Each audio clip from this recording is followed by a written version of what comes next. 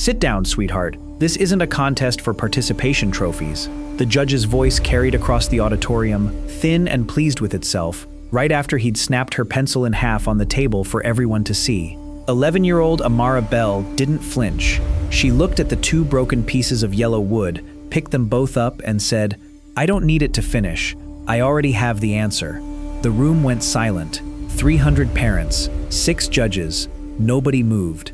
What none of them knew was that pencil had survived 40 years, 3 house fires, and a war that wasn't fought with guns. And in exactly 4 minutes, one of the men on that panel was going to remember exactly whose handwriting was etched into the wood. Would you have stayed calm, with everyone in that room deciding who you were before you'd said a word? Keep watching, because the truth about that pencil is going to walk back into this auditorium in the next 10 minutes, and it's going to know his name before he knows hers. But rewind 14 days, back to a kitchen table with a cracked linoleum top, and none of this makes sense yet. Amara's world was small and warm, a 1-bedroom apartment above a laundromat in East Baltimore, a kitchen table where her grandmother, Odessa, used to work long division by lamplight because the school she'd been assigned to didn't teach past arithmetic. That pencil belonged to Odessa. She'd sharpened it with a kitchen knife for 30 years, filled 41 composition books with proofs nobody ever graded, and died the spring before the contest without ever once being allowed to enter one. Amara kept the pencil in a cigar box. She practiced with it every night at that same table. 200 miles away, at the Whitfield Regional Math Invitational, the head judge, Richard Voss, ran the competition like a private club. Voss had chaired it for 11 years. The board never questioned him. Nobody did. The morning of the final round, Voss looked at the roster, looked at Amara, and made a decision before she'd solved a single problem.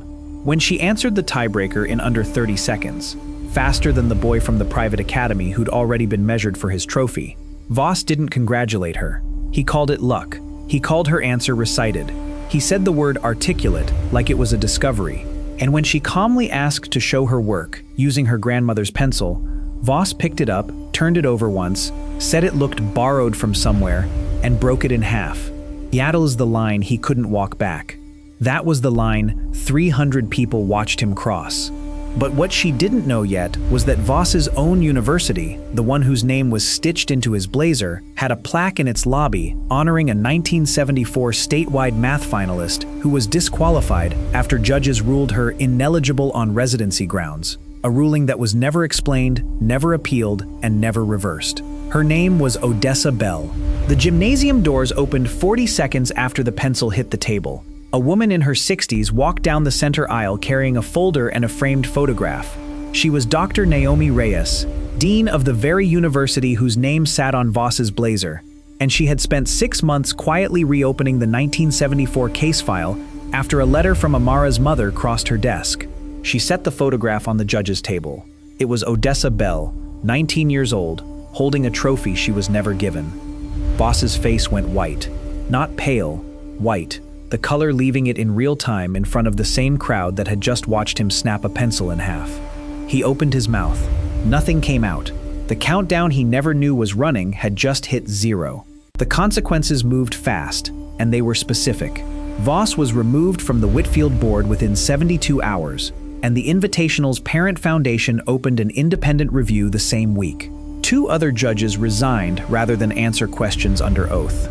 The competition issued Odessa Bell a posthumous 1974 championship title, 49 years late, and established the Odessa Bell Fund, an $80,000 annual scholarship for young mathematicians the traditional pipeline had overlooked. A clip of the moment, the broken pencil, the framed photograph, the silence, was viewed 11 million times in 9 days. 6 years later, Amara stood at a podium at that same university, 17 now, accepting early admission with a full ride, carrying the name her grandmother never got to hear called. In her blazer pocket, she kept a new pencil, carved from the same kind of wood, engraved with 2 names instead of 1. Somewhere in that same city, a girl she'd never met was being handed her first geometry set, paid for by a fund neither of their names started, but both of their names would finish. If this story moved you even a little, tell it. Like it, share it, subscribe. Because stories like Amara's don't travel on luck. They travel because someone in the room decided to say her name out loud. So here's the question I want you sitting with. When you've been underestimated in a room that had already decided who you were, what got you through it? Here's what really gets me about this one. It's not the reversal, and it's not even the pencil. It's that Odessa never got her 4 minutes. She waited 49 years and never once got to stand in that gymnasium and be believed. Her granddaughter got the moment she was owed instead, and that's not justice, not really. It's just what love looks like when it survives long enough to catch up. Tell me in the comments, whose unfinished work are you quietly finishing?